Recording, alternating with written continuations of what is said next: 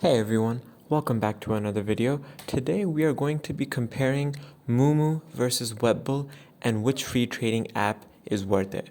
Let's dive right in. So, first things first, as you can see here on my screen, I have a very good comparative chart of both Moomoo and Webull. And here we can see the key differences. On top of these key differences, I will be sharing some points which I believe are critical in terms of which trading tool is much better.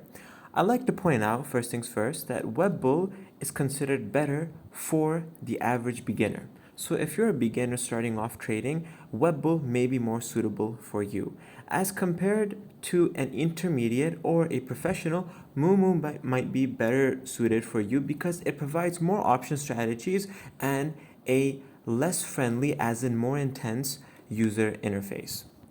Scrolling down, we can see here that the customer service for Moomoo is far better than Webull. Moving further down, we can see it has a better deposit and withdrawal score.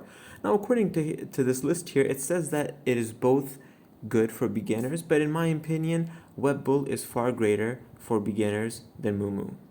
Moving further down, you can see here that US stock index options are slightly more pricey in Webull as compared to Moomoo. But then again, keep in mind, Moomoo offers far more options as compared to Webull.